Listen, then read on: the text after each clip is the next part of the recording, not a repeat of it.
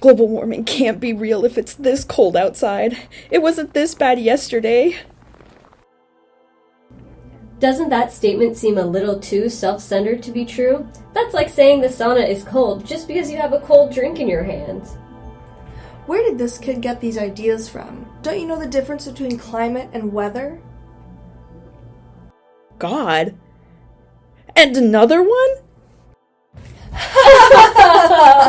No, we're just the hosts of this show. Welcome back to The More You Snow. I'm Jaimie. And I'm Monica, and today we'll be giving you a lesson on climate and weather through the activities of the polar vortex. Ooh. Not only that, but we have to also take a look at how these issues are portrayed in media versus actual peer-reviewed articles. And let me tell you, there is some crazy stuff out there, especially the responses from the general public. Well, I certainly wasn't expecting this so early in the morning, but go on. First things first, you've most likely heard about the polar vortex through the news when there are predicted low temperatures and lots of snow. Maybe you've even heard about El Niño winters, but you really don't know how the polar vortex works. The polar vortex? Is that just spinning cold air? Pretty much. There's a giant spinning mass of cold air with temperatures reaching as low as minus 85 degrees Celsius and winds reaching 150 kilometers an hour. Usually this vortex is strong. It holds all that cold air above the Arctic, right where we want it.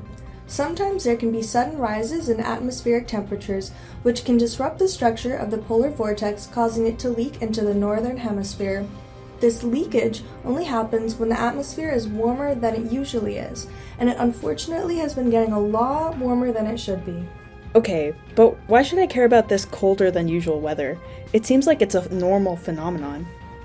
You should care about these extreme cold weather events. Emergency vehicles aren't able to get where they're trying to go because of harsh road conditions. The power grid can cut power off to communities who need it.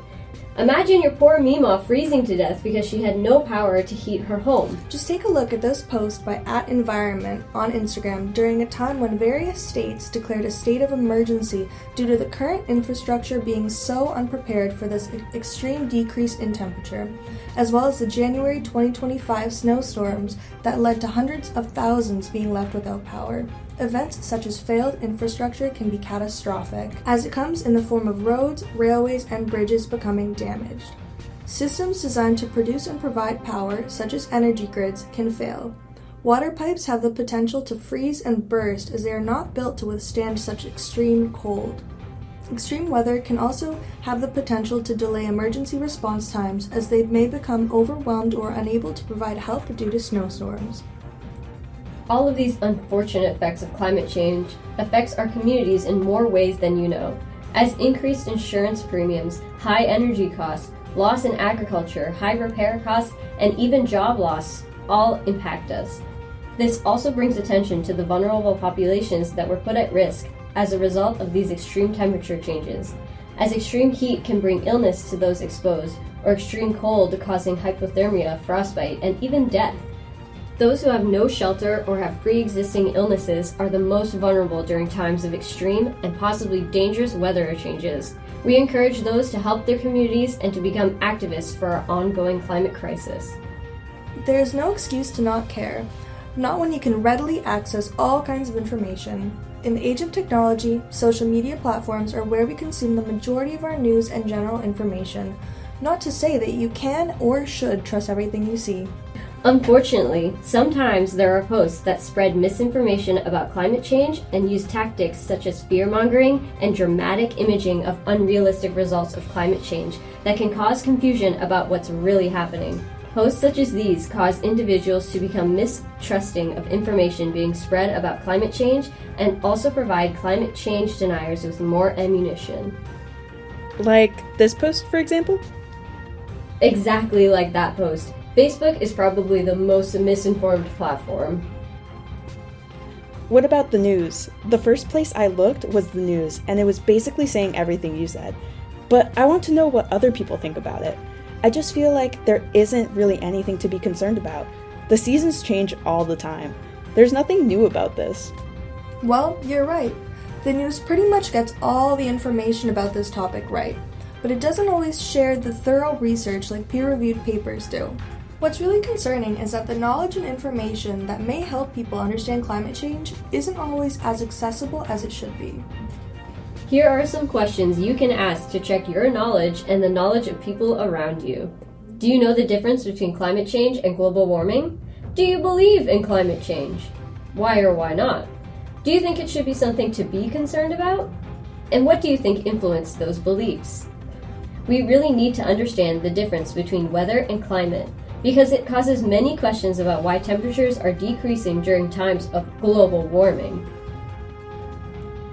Well, what can I even do about this? You've already checked one thing off our box. The first thing is to become educated about this topic. Well, you're right about that. But what about any solutions to fix whatever is happening? As we've already mentioned, greenhouse gases are a major contributor to global warming. Practices such as deforestation, transportation, and various other industries contribute to climate change as well. Systems that rely on the burning of fossil fuels have been incredibly harmful and contribute to the release of harmful gases such as methane, nitrous oxide, carbon dioxide, and fluorinated gases, which all further the greenhouse gas effects. We even know that fossil fuel emissions have gone up by 90% since 1970. There are some things we can do as a general population, but it mostly relies on the passing of legislation and the government to take the initiative.